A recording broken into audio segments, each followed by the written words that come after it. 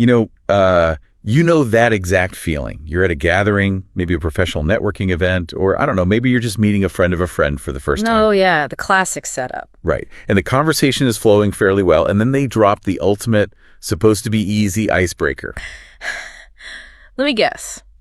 What do you do for fun? Yes. What do you do for fun? Or what do you do in your free time? And suddenly your brain just completely short circuits. Yeah. You totally freeze up. It is the absolute classic deer in the headlights moment. It really is. And, I mean, it is infinitely worse when you're trying to answer in a language that isn't your native one. Oh, absolutely. Because your adult intellect is basically trapped behind a beginner's vocabulary. Right. Because you have this rich, complex life. Right. Yeah.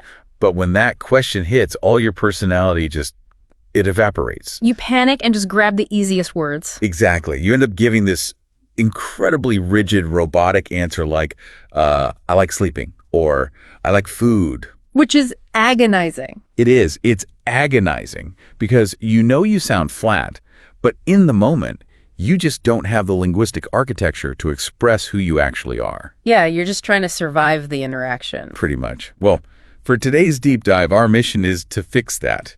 We are going to decode and explain the basic rules for building natural sentences about your personal interests, specifically using the appropriate verb forms in English. Which is such a crucial skill. It really is. Yeah. We want to move you from sounding like a memorized textbook to sounding like a real, three-dimensional human being. And to do that, we're leaning heavily into this fantastic framework developed by an instructor named Ollie over at Oxford Online English. Yeah, it's a great source. It is.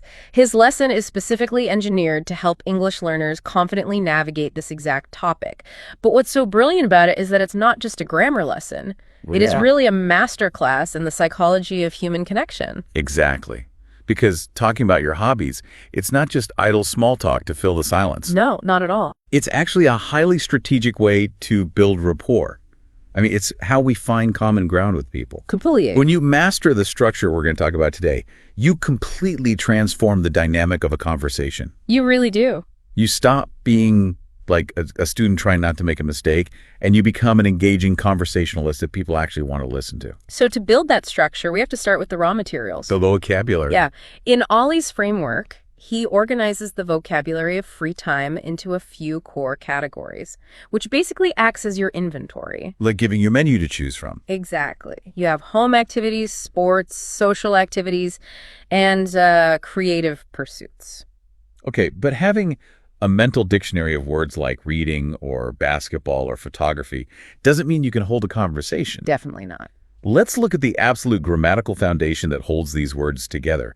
Because if we want to build natural sentences about our interests, we have to use the right verb form. Right. The framework provides this non-negotiable rule for this. The golden rule. The golden rule. When discussing free time, you generally start with a primary verb of preference, like the word like. Okay. And the rule is that the action verb that immediately follows it must take the ing form. Yes. So you don't say, in my free time, I like play basketball. You say, in my free time, I like playing basketball. Right. You don't say, I like relax with my family. You say, I like relaxing with my family. Okay, I actually want to pause here for a second because I remember learning this in school and just memorizing it without ever understanding the mechanics. Yeah, that's how most people learn it. Right. But why is the ing so critical? Like, why does the sentence fall apart without it? Well, think of the ing suffix as a form of packaging. Packaging. Yeah. It transforms a live, messy action into a concrete concept. This is called a gerund. If you just say the word run, you're talking about the physical action of moving your legs very fast right now. Okay, I'm running away from a bear. Exactly. But if you add ing and make it running, you take that entire physical experience, put it in a neat little box, and turn it into a noun. Oh, I see. You're taking the concept of the activity and you're holding it up to show the other person. You can now hand that box to someone and say, I possess a fondness for this specific object. That is such a cool way to think about it. Right. That grammatical shift, packaging the action into a concept, is what makes the sentence structurally sound in English. I really like that packaging analogy. You're taking a verb and wrapping it up into a noun so you can actually talk about it. Precisely. But let's look at this practically, because if I just walk into a party and walk around handing out these little boxes saying, I like reading, I like cooking, I like swimming, I'm still going to sound like a malfunctioning robot. You are. Absolutely. It's grammatically correct, but it's totally void of personality. You are entirely right, and the framework addresses this directly. Relying solely on the word like gets repetitive and dull within seconds. Yeah, it gets old fast. The solution is to diversify your base layer, your verb of preference, while maintaining that exact same ing packaging rule. So we swap out the word like for something with a bit more flavor. Exactly. Instead of like, you could upgrade to enjoy, which instantly sounds, a bit more sophisticated. Enjoy. Shaver. Sounds much better. Or you can go in the opposite direction and express negative preferences using words like hate. Okay. And the underlying grammar doesn't change at all. It becomes, I enjoy watching TV, or I hate going shopping. Right. So the ing stays securely attached to the action, but you've immediately given the listener a slightly different angle on your personality. Yeah, you're showing them a little bit more of who you are. I see. But even then, if I say, I enjoy watching TV, I feel like it's missing the human element. How do you mean?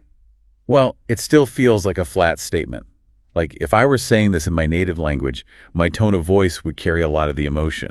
But when you're speaking a second language, you're often so focused on getting the grammar right that your tone just becomes flat. It's a common problem. Right. So are there actual linguistic tools we can use to signal intensity rather than just relying on our tone of voice? That is a brilliant question, and yes, there definitely are. Natural fluent speech relies heavily on intensity markers. Okay. To bridge that gap between a flat textbook sentence and human emotion, you have to look at how native speakers naturally dial their emotions up or down. And how do they do that? They do this using modifiers. So like words that adjust the volume of the sentence. Exactly. You don't just hate something, you absolutely hate it. Oh, I see. You don't just like something, you really like it. Look at how the sentence transforms. I absolutely hate playing football. Or, I really like taking photos. It adds so much more punch. It does. And you can also temper the intensity and dial it down with words like sometimes. Like sometimes I enjoy going for a run. Exactly. These tiny modifier words act like an emotional volume dial. They compensate for any flatness in your tone and make the sentence sound instantly more authentic. Okay, so we're building a really solid foundation here. We have the verb of preference, we package the action with a binning suffix, and we dial the intensity up or down with our modifiers. Right. So we get, I really enjoy reading, but honestly, that's still a pretty short sentence. It is. It doesn't invite much of a response, And that brings us to the next crucial layer, which is the logistics. The logistics. Yeah. To sound like a fluent natural speaker, you need to answer 2 implied questions for your listener before they even ask them. Okay. How often do you do this activity, and where do you do it? Oh, right. So adding frequency markers like every weekend or once a week. Exactly. And location markers like in the local park or at a cafe downtown. Yes. You are grounding the abstract concept of your hobby into a tangible reality. But let me play devil's advocate here for a second. Go for it. If someone asks me what I do for fun and I tell them I play basketball every Thursday evening at the community center downtown, I feel like I'm giving them my GPS coordinates. I can see that. Right. It feels presumptuous, like I'm assuming they care deeply about my schedule. Isn't that like oversharing? That is a very common fear for language learners, but the reality of human communication is actually quite the opposite. Really? Providing those specific logistical details is not oversharing. It is actually a form of conversational generosity. Generosity? Wait, how so? Because you're handing the other person conversational puzzle pieces, like hooks, that they can grab onto. Okay. If you just say, I really enjoy playing basketball, you're handing them a blank piece of paper. Yeah, there's not much to go on. Right. Their only real response is, oh, cool. But when you say, I play basketball every Thursday evening at the community center downtown, you're giving them 3 distinct hooks. The sport, the time, and the place. Exactly. Maybe they don't care about basketball, but they know that community center. Or maybe they also have free time on Thursday evenings. Exactly. You are subtly sending out a schedule alignment invitation. Detail is the lifeblood of conversation because it gives the other person a way into your world. Wow, that completely flips the perspective. You aren't forcing your schedule on them. You're giving them multiple options for how to reply. You're building a bridge. You're building a bridge. Okay, so facts and logistics, the where and the when, are fantastic for creating those hooks. But let's push it even further. Okay. Logistics don't necessarily spark deep, memorable bonds. To truly connect with someone, we have to move past the calendar and get to the why. Which means we need to look at the backstory. Yes. The framework emphasizes that sharing how an interest began is crucial, and it provides simple, structural phrases to do this naturally. Like what? Phrases like, I started this activity when I was this age, or I decided to do this because... Oh, there's an example in the framework material that perfectly illustrates why this works so well. The climbing one. Yes. It's an anecdote about someone who likes rock climbing. But they don't just say they like climbing. They explain that a French friend recommended it to them, and that recommendation led to them climbing for 8 years while living in Russia. Notice how much narrative power is packed into that one short sentence. It's massive. My French friend recommended it introduces a second character into your answer. It implies a story of someone being introduced to a new world by a peer, Right. and then pairing it with, I started climbing when I lived in Russia. I've been doing it for 8 years. That transforms a simple athletic hobby into a rich, lived experience that crosses continents. Exactly. If I'm talking to that person at a networking event, I don't even need to know what rock climbing is to keep the conversation going. You have so many other things to ask about. I can ask about their time in Russia, or I can ask about their French friend. Again, it is all about providing those conversational hooks. Completely. But there is one final piece to this puzzle, isn't there? We have the logistics, we have the backstory, but we still need to convey the internal experience. Yes. The final layer is expressing the emotion behind the hobby, using descriptive adjectives. Okay. You have to tell the listener how the activity actually makes you feel. Now, when we look at the adjectives in the framework, words like exciting, relaxing, creative, or on the negative side, tiring, boring, difficult, it's tempting to just view these as a vocabulary test. Like a list to memorize. Yeah, exactly. Just a list of words. But there is a deeper psychological mechanism at play here, right? Absolutely. Think of these adjectives not as vocabulary words, but as vulnerability markers. Vulnerability markers. Yeah. When you tell someone that you find jogging tiring, or that you started painting but you find it really difficult, you are admitting a weakness. Oh, I see. You're stepping off the pedestal of trying to sound like a perfect, flawless English speaker, and you're admitting a human struggle. Imperfection is intimidating. It really is. If you only ever say positive, flawless things, people can't relate to you. Admitting something is difficult builds immediate camaraderie. It makes you human. So if we synthesize all of this, saying, I decided to try yoga because I want to be more flexible, but honestly, I find it really difficult, is infinitely more relatable than just stating the facts. Exactly. You have linked an action to a personal motivation and then to an emotional outcome. That's powerful. It requires a level of vulnerability, which is precisely why it builds such strong, immediate rapport. Okay, we have gathered all of our individual puzzle pieces. Right. We have the foundational grammar rule of the verb of preference plus the ing action. Right. We understand the packaging mechanism. We have our emotional volume dial with modifiers. We have the logistics to provide conversational hooks, the backstory to provide narrative, and the vulnerability markers to provide connection. We've got the whole kit. We do. Now, I want to see this in action. Let's role play. Let's do it. Let's imagine we're at that exact networking event we talked about at the very beginning of the deep dive. I will ask the dreaded icebreaker question. Okay.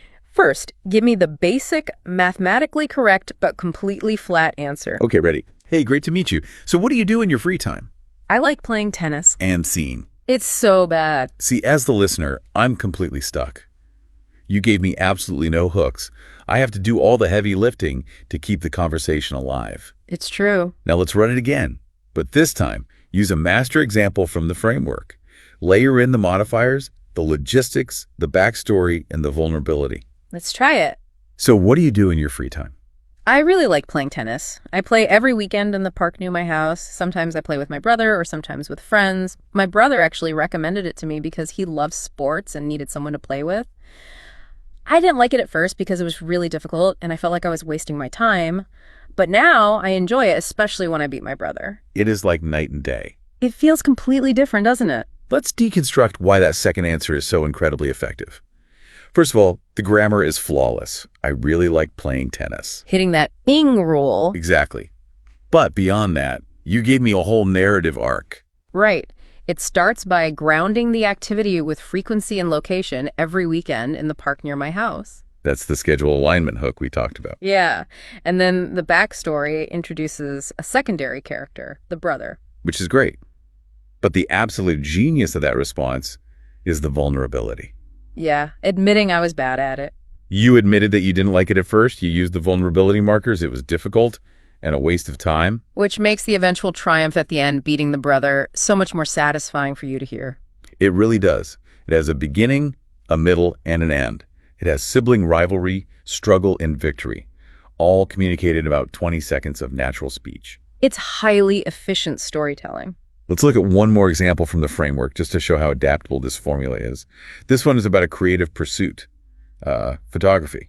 Oh, I like this one. I'll read it as if I were answering you again. I love taking photos. Once or twice a month, I go to different areas of the city and look for interesting pictures. I've been interested in photography since I was young when my dad got me a camera for my birthday. I like it because it's really creative and I can express myself through my pictures. Anyone can use a camera, but you have to use your imagination to find the best pictures to take. Wow. Again, a perfect execution of the mechanics. The E-ing packaging rule, love taking photos, the logistics, once or twice a month in different areas of the city. Yeah, checking all the boxes. But the backstory here is so deeply personal. The dad buying the camera for a childhood birthday. And notice the vulnerability markers in this one. It isn't about technical skill, it's about self-expression. It's really creative. Yeah. But I really want to highlight that final sentence. Anyone can use a camera, but you have to use your imagination to find the best pictures. Oh, it's so good. That completely transcends talking about a weekend hobby. That is sharing a personal philosophy on life. It really is. Yeah. I mean, if someone gave me that answer at a networking event, I would walk away feeling like I had genuinely connected with their soul, not just exchanged business cards. Exactly. And that is the ultimate goal here. This isn't just about passing an English proficiency test.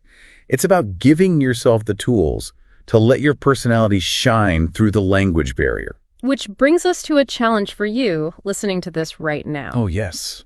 The challenge. The framework we've discussed explicitly challenges learners to practice this synthesis.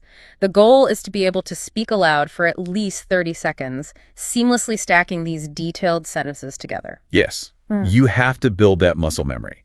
Because if you only practice this in your head, you will still freeze when the moment comes. You definitely will. You need to physically practice combining the grammatical structure of the ing verbs with your modifiers, your logistics, and your backstory. So, to recap the formula, if you want to stop sounding robotic and start building compelling sentences about your interests, you start with the foundation. The verb of preference. Followed by your action verb ending in ing. That packages the action so you can hand it to the listener. Then you use your emotional volume dial. You use modifiers like really, absolutely, or sometimes to add human intensity. Next, you provide the conversational hooks. You ground your hobby in reality by telling the listener the frequency and the location. You invite them into your schedule. Exactly. And finally, you bring it to life with vulnerability. You share the origin story of how it started, and you use descriptive adjectives to admit what you find difficult, what you find tiring, and ultimately why it matters to you. We strongly encourage you to immediately apply this framework to your own life. Like when this audio finishes, do not just move on to your next task. Please don't. Pick one of your actual hobbies. Stop what you were doing and try to speak out loud for 30 seconds using every single layer we discussed today. Build that mental architecture now so it is there when you actually need it. Exactly. But before we go, I want to leave you with a slightly deeper thought to mull over. We've spent this entire deep dive analyzing how to explain your hobbies to other people, like how to give them hooks, how to build rapport, how to translate your complex adult life into a new language. Right. But think about this. When you are forced to sit down and break your favorite hobby into its absolute core components, when you have to map out exactly when you do it, search for the precise vocabulary of why you started, and identify the exact vulnerability markers to describe how it makes you feel. Yeah. Does the process actually make you realize something new about why you love that hobby in the first place? Oh, wow. That is a profound angle. Right. By deconstructing the activity to make it understandable to a stranger, you're essentially forced to explain it to yourself. Exactly. You might uncover a motivation you didn't even know you had. Precisely. Maybe learning to speak naturally in a new language isn't just a tool for communicating with the outside world. Yeah. Maybe, in the end, it is also a framework for understanding yourself a little better. I love that. So the next time someone asks you that terrifying icebreaker, what do you do for fun? Remember, you aren't just reciting a textbook. You are handing them a tiny, beautifully packaged glimpse into who you are. No robotic answers required.